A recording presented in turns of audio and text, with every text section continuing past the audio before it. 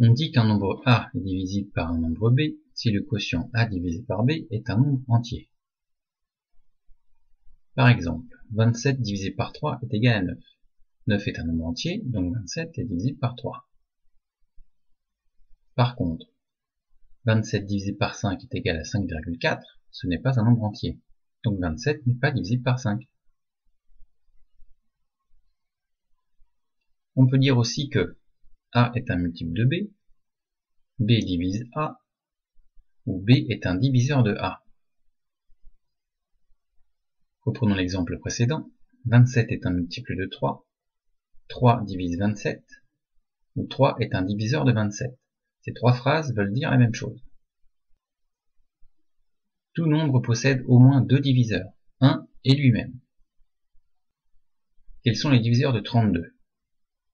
32 peut s'écrire 1 fois 2, ou 2 fois 16, ou 4 fois 8, ou 8 fois 4, et on remarque qu'on va retrouver les nombres précédents, c'est 16 fois 2, et 32 fois 1. Les diviseurs de 32 sont donc 1, 2, 4, 8, 16 et 32.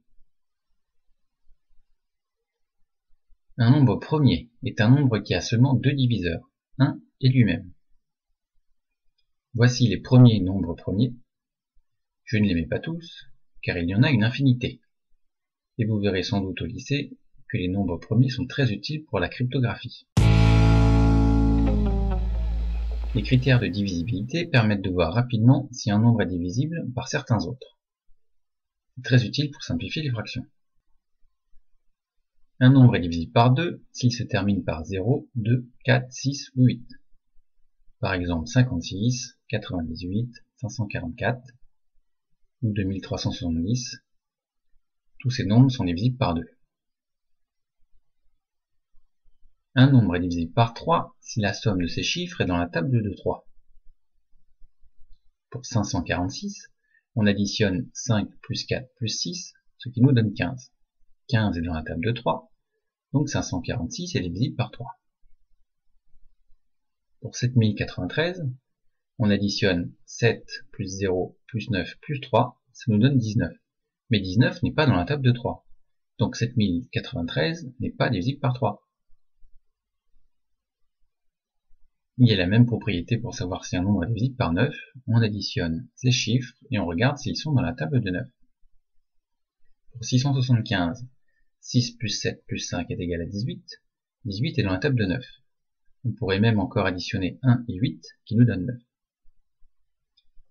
675 est donc divisible par 9. Et pour 1403, 1 plus 4 plus 0 plus 3, ça fait 8, mais 8 n'est pas dans la table de 9, donc 1403 n'est pas divisible par 9. Un nombre est divisible par 4 si ces deux derniers chiffres forment un nombre qui est dans la table de 4.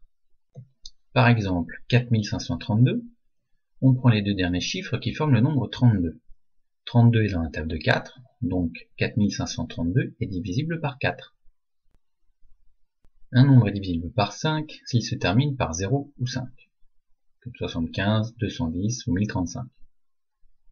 Un nombre est divisible par 10 s'il se termine par 0, comme 500, 210 ou 3890. Voici ce que nous avons vu. Le vocabulaire divisible, multiple, divise et diviseur, ce qu'est un nombre premier, et les critères de divisibilité.